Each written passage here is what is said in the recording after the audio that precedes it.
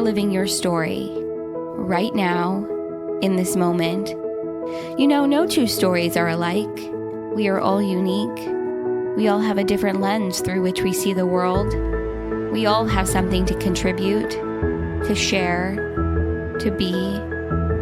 That uniqueness takes courage. It's not easy to stand in your truth. It's not easy to let yourself be vulnerable, to be really seen, to be really heard. So many of us hide.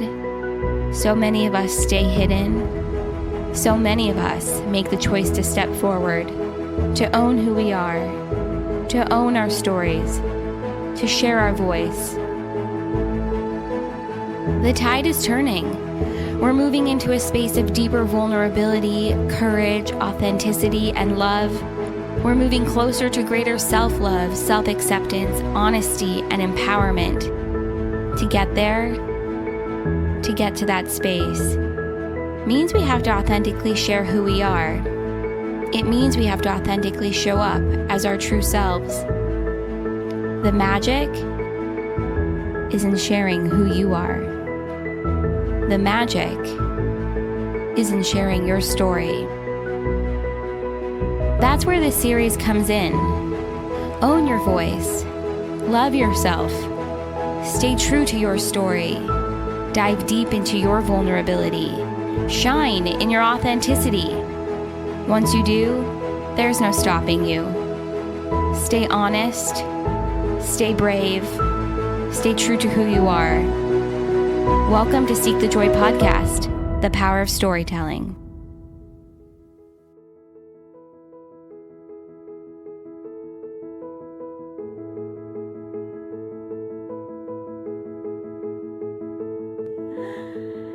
My name is Amy Ostreicher, and according to doctors, I'm a surgical disaster.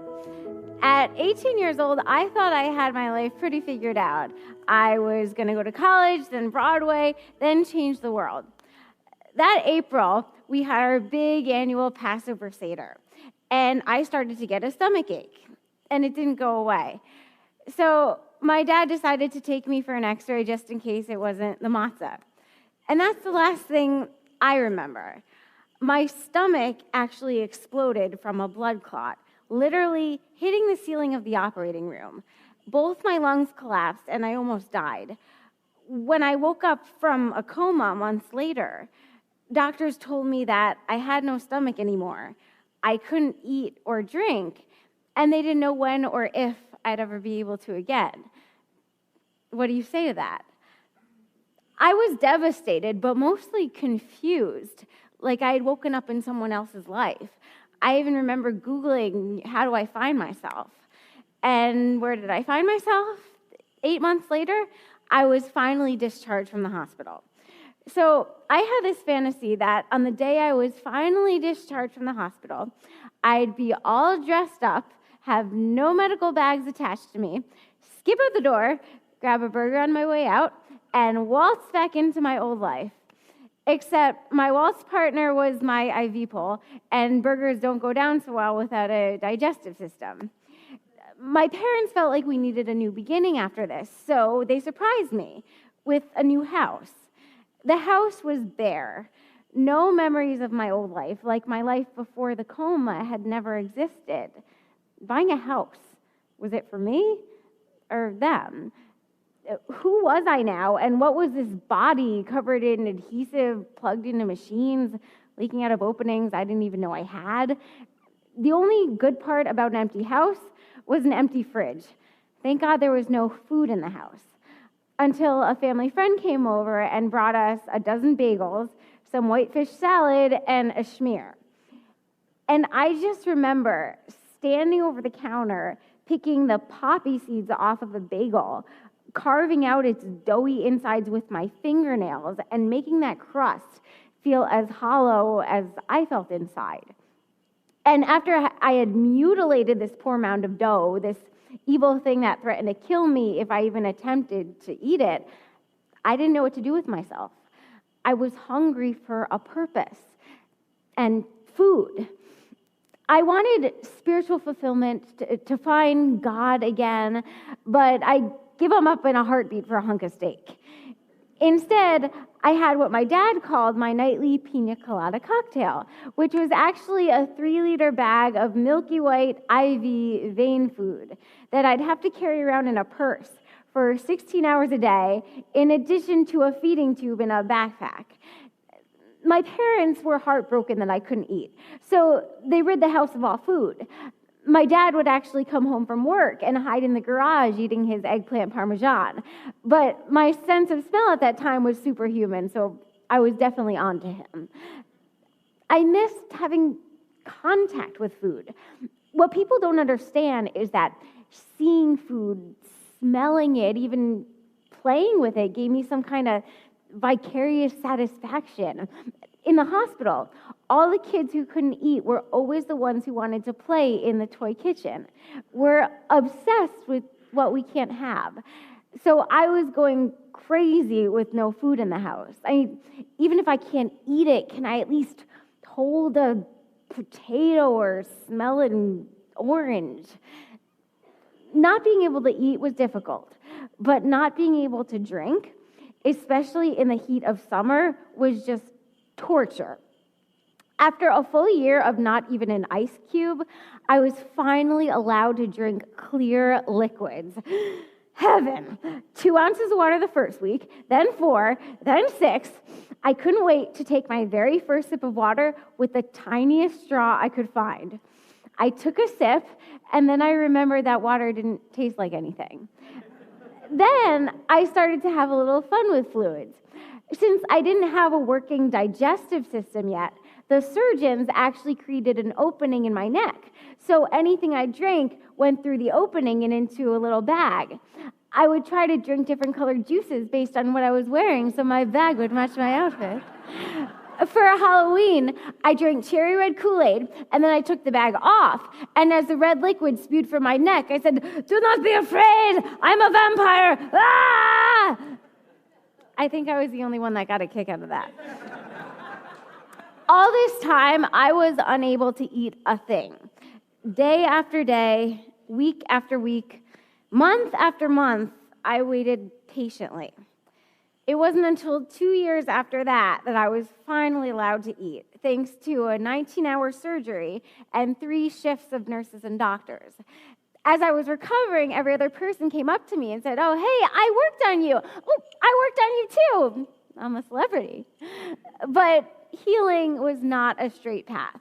Wounds opened, stitches burst loose, and I learned that no surgery is a guarantee. 27 surgeries later.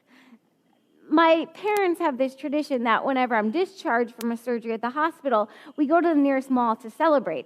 It started as their way of getting my mind off of food when I couldn't eat. So one of these times we go to Costco, and we're stocking up on the 50 packs of toilet paper and 30-gallon boxes of hefty garbage bags, or 60,000 gallons of garbage bags, when all of a sudden I feel this eruption in my stomach. I look down, and I see this stream of fluid spewing out of me. This is fun for you to do, right? Surrounding me in a pool of ugh. So I put my bargain books down. I look at my mother. I look at my father. And then we just get the hell out of there. So I'd like to offer my personal apologies to Herb, the employee that was called to clean up on aisle 6. I would like to dedicate the rest of this oleo to Herb. So Costco was not the only havoc we were causing. Every time I had a setback, we were put back in the hospital. And my parents slept in the ICU with me every night, so they were feeling a little cooped up too. We had to get out, so we decided one day to make a break for it and go shopping. The time was 3:35 p.m. on a Tuesday. The doctors had rounded, the nurses were filling their meds, the coast was finally clear to bust out of this joint. We plotted our escape in the mess hall. Dad would keep a lookout while Mom and I headed towards the service elevators, down to the lobby, out the back entrance, onto 166th and Broadway, and we'd be free men. I was having a great time. I was finally free of my IV pole for an hour. I was dancing in the middle of the street singing, "I got no IVs to hold me down." I didn't understand why everyone was staring at me until my mom reminded me that I was still in my hospital gown. I didn't care. I raced down the street, turned a corner, and found myself face to face with Juanita, the social worker. Someone must have tipped her off. We were kindly escorted back, and at nurse's report that night, there was a little announcement. Amy Ostreicher, blood draw, bandage change, and please make sure that she and her family stay on the unit. You're not my mother. You can't give me a curfew. I know as an ICU patient, I just can't go traipsing about New York, but I was also a stir-crazy teenager. The doctors seemed to just expect me to be happy that I was alive, but I wanted a timetable for how long it would take to get my real life back again. People are telling me I'll eventually be put back together soon, and eventually I'll be able to eat and drink soon enough. Before you know it, time, patience, not today, but what about today? What about tomorrow and the day after tomorrow? I am never getting to college. All I wanted to do was act. I studied, found the best teachers. Idiot! I'm sick of being a patient, a science experiment. People call me a miracle. Really? What kind of miracle?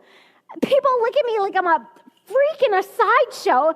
Oh, poor Amy. And I'm supposed to put on a smile so they don't feel bad. Well, I'm so glad they don't feel bad. It makes everything so much better. I'm 28 and everyone treats me like a child. I can take care of myself. If I fall, I'll get up. Don't help me. Nobody has any answers, not even the doctors.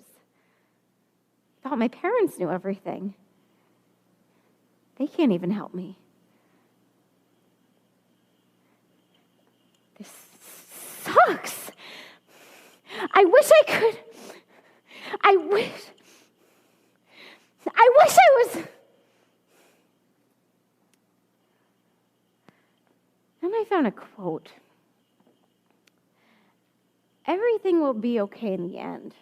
And if it's not okay, it's not the end. If it's not okay, it's not the end. I could write the ending to my own story. And so I did. I wrote a musical, and I called it Gutless and Grateful. I had never spoken about what had happened to me ever before, and now I was just singing it to total strangers and New York theater critics. As fearless as this may have seemed, telling my story made me feel normal. I no longer felt like this outcast, forever exiled from the world I knew as a teenager. I had made the triumphant comeback, and this was my story. So after a big milestone like that, some people might go to the bar for a drink, someone else might bake a cake, someone might post it on Facebook. Not me. I decided to get another surgery. It was an elective surgery that was supposed to make me normal, which was weird because I was never really normal before. I knew this was a risky surgery, but it was supposed to clear up some leftover kinks that I had. So there I am lying in the gurney of the operating room when the surgeon bends over and he whispers in my ear, "So are you sure you really want to do this?" So with my last ounce of strength, I lifted up my head and I said, "I just did a one-woman show. I could do anything." Apparently not everything. 3 extra surgeries, 2 catheters, and a few more months at Mount Sinai later, I woke up with more problems than I came in with. So now here I was, set even further back with even more medical complications. I was frustrated, angry, I felt guilty. I felt like I had messed everything up. They say that everything happens for a reason, but that's not always true. Sometimes you have to make it happen. I still think of my old life sometimes, and I miss it. I miss the simplicity.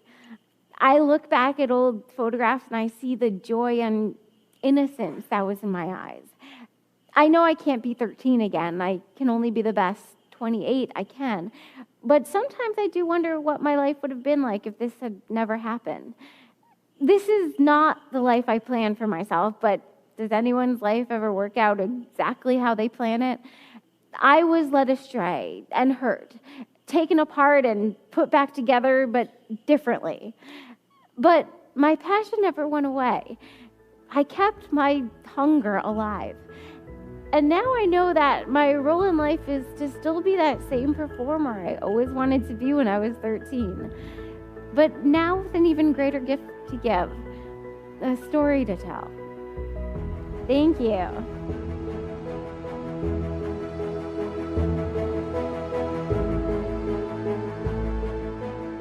I'm Dr. Gwen Feinstone. I'm the author of Finding the Gems, The Search for Meaning in Life's Traumas and Losses, and I'm a university president. The university is California's Southern University, located in Costa Mesa, California. And my full-time job is as a president. It's 24/7, and that's how I spend my time. I got started as a kid. I have always loved writing. From the time I first learned to write and put words on paper, I knew I needed to express myself. And I have always written. I have always journaled. And it was a hop and a skip from journaling to writing articles to doing a book. Segueing into being a president, that was more of a career opportunity that presented itself. And I was able to bring many, many years, something like 3 decades of experience running nonprofits to what I could do here for the university. And I can't say which one I like more. They're both very, very satisfying. I have 3 advanced degrees in the field of psychology. A Master's of Science in Counseling Psychology with a specialization in loss issues and bereavement. A Master of Arts in Psychology with an emphasis in marital and family therapy. And a doctorate in pastoral ministry with a specialization in interfaith chaplaincy. And all of those have come to good use in my career as a therapist in private practice and many, many years as a therapist and a chaplain working in hospice, helping people with terminal illness to die with dignity and their families to survive the losses.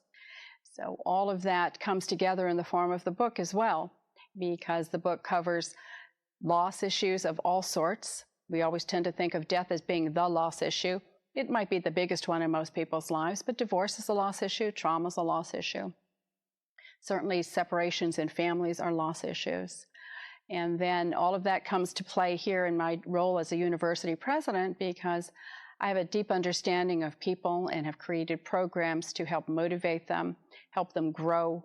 And as I grow each person, I grow the university. I was inspired to do this work, to write a book, because I'm a book lover. I credit books with saving my life. The library was the place I went to. It was my safe haven.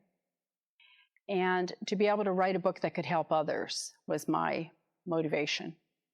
Many people will not go into therapy, not on a dare, not if you pay them. There are those who've had bad experiences with therapy. There are those who just are afraid of it or don't see a value in sharing that part of themselves with a professional. There are a lot of reasons why people won't go into therapy. I can't reach those people, but maybe they'll buy a book. They'll read a book and they'll do something to change their lives for the better. So I wrote the book to reach a broader population, to reach that population that won't step foot in therapy or perhaps had a bad experience, and this is their opportunity now to make things better for themselves. My passion is potential. Always has been. I was motivated to go into psychology because I liked helping people find their potential. It's been my calling. I sought my own potential as a kid.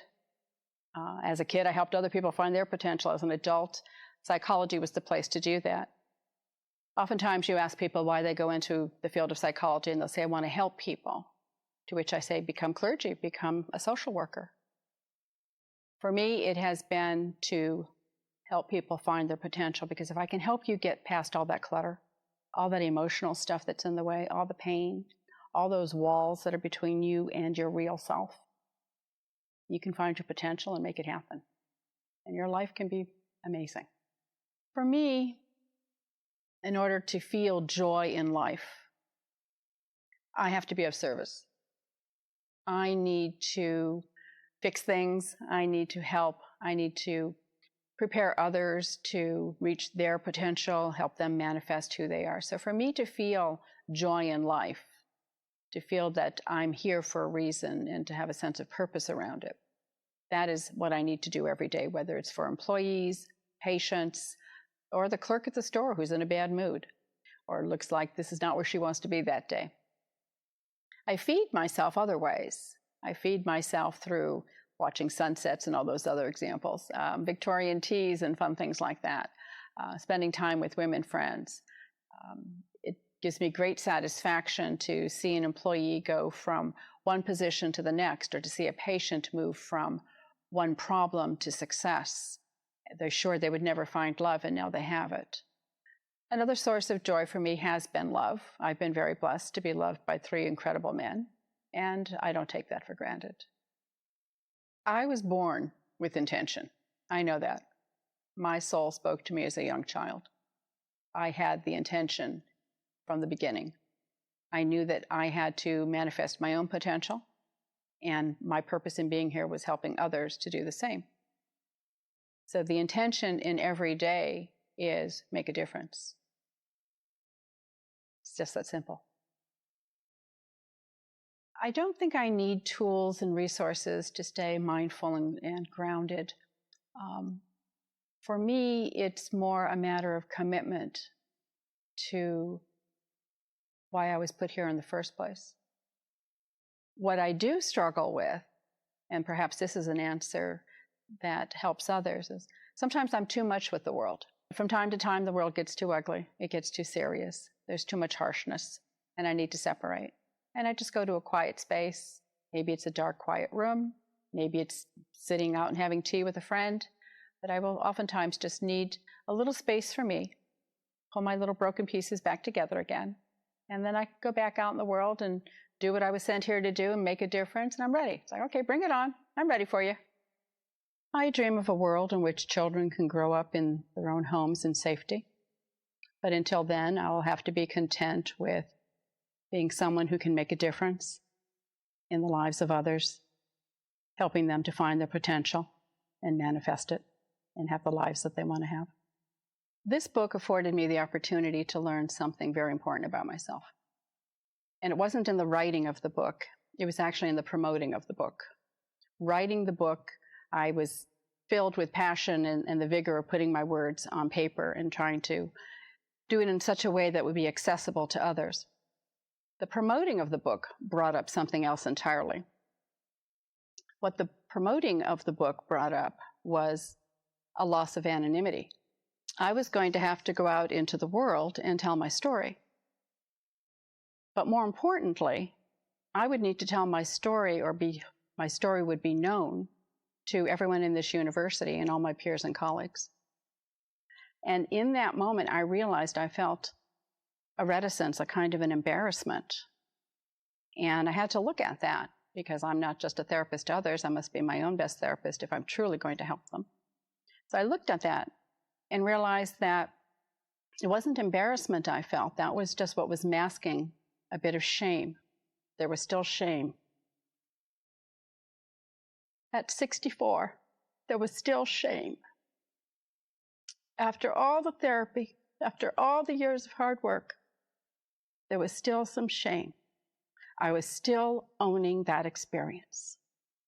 I was still taking responsibility for someone else's bad behavior. And that was a stunner, that I still owned this much shame. Not like when I was a kid, this much shame. That was a stunner. And for me, that was a very growthful moment to be able to say, yes, I will do this interview. And anyone who reads the book will know what they know. And you know what? I'm a thriver. My younger self would look at me and say, you fulfilled your expectations. And I know that because I was about 51 or 52 when my younger self spoke to me very loudly one day. I was at my office at a private practice. I just had a quiet moment when I walked around and I was enjoying my office and everything that was in it and having a moment of appreciation and saying, looking at my furnishings, all of that. And I had this successful practice. I had a good marriage with a man I respected and admired and loved. I had a solid Jewish life. It could not be better. It was perfect. If not perfect, at least really great. And in that moment, I realized I'd made it. Now, the flashback on that, to really appreciate the moment, is I was about 10 years old when someone asked me, what do you want to be when you grow up? And I said, a philanthropist. But I also had another experience at 10 that was eye-opening for me. I was just walking down the street, and there was a ring in this jeweler's window. And I thought it was the most exquisite ring I had ever seen. And I said to myself, I will have that one day. Now, mind you, I didn't have 2 nickels to rub together. I didn't have 1 nickel. Came out of abject poverty, spiritual poverty, intellectual poverty, economic poverty, you name it. We had all the poverties covered. I didn't have a nickel to my name, but to look in that window and see that ring, I said, I'm going to have that one day. I'm going to get that ring. And fast forward, I'm 51, 52 years old. Life is perfect. And I realized, oh my God, I made it. I got here. So I went shopping and I bought myself a 4-carat diamond marquee cut stone, because that was the ring I saw. This is my I made it ring. So I know for a fact what my little girl would say if she could see me. She'd go, that's one hell of a ring. That's what she'd say.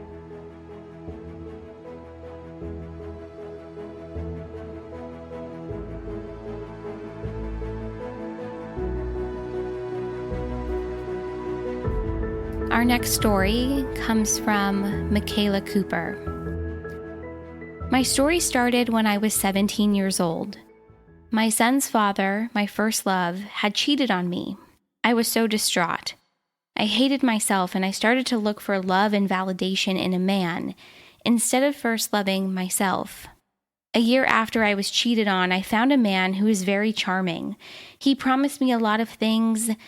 He promised that things would be different, that he would never hurt me, and that he would love me forever, and I believed it. At the beginning of our relationship, things were amazing, but then I started to notice him drinking more and more, and soon it became heavily. That was the first red flag, and I had ignored it. As the heavy drinking continued, he began to call me names and tell me I was fat, I was worthless, that I would never amount to anything, and that no one else would love me. Sadly enough, I believed it. Every day I woke up, I never knew which way he would be. Would he be the nice, charming guy that I fell in love with, or would he be the drunken, verbally abusive monster? At this point, I felt like I was trying to convince myself that it wasn't that bad. I would tell myself things like, well, he's drunk and angry and he doesn't mean it. Or sometimes I would say to myself, well, it's not physical, so really it's not that bad. I guess by convincing myself of these things, I was able to get through really hard days, and soon the drunken verbal abuse did turn physical. The tip of the iceberg was when one evening I was going to go hang out with friends. I told him that I was getting ready to leave, and he told me that you're going nowhere. I proceeded to walk towards our front door when he put his hands around my neck and choked me out. All I remember is waking up 15 minutes later, dazed and confused. He was nowhere in sight, so I proceeded to call 911. By the time the police had arrived on scene, he was long gone. But they did end up catching him about 30 minutes later, and he was arrested. I was hospitalized for 3 days, sad, confused, lost. I was in New York, away from my family. I didn't know where I was going to go, and my worst fear was that I would be released to the streets because there was no room in the domestic violence shelters. And that's exactly what happened. I was released to the streets in the middle of winter. My worst nightmare had come true. Not only did I feel I was fighting my perpetrator, I felt like I was fighting the system as well. I was sleeping on park benches in the middle of winter in the freezing cold. I felt like giving up. I felt like giving up on life. I felt like I was worthless and that the world had just thrown me out like yesterday's trash. I was so cold, I didn't know when I would be able to get food. I went on throughout the winter and the summer sleeping outside for about a year. And then a year later, a bed opened up at the domestic violence shelter. I felt the system had failed me. After being in a shelter for 6 months, I finally regained my independence and found an apartment. I still wasn't healed and continued to feel awful about myself. Fast forward years later, I got married to a wonderful man who I'm currently married to. I have rebuilt myself and I was inspired to start the Butterfly Effect Project. I help women all over the world. I will also be part of the domestic violence rally in Washington, D.C. on October 1st. I have learned from sharing my truth and my story that you can inspire others and also help by healing yourself too. My biggest dream is to bring as much awareness to domestic violence as possible and to help as many people as I can. I want to start a nonprofit organization and build a safe house for victims and families of domestic violence too. This is Seek the Joy podcast, the power of storytelling. Join us, share your story. For more information and to get involved, visit seekthejoypodcast.com. This series airs the third week of every month, and make sure to join us for Seek the Joy Tuesday. Until then, thank you for your honesty. Thank you for your bravery. Thank you for your joy. Thank you for being here, and thank you for listening.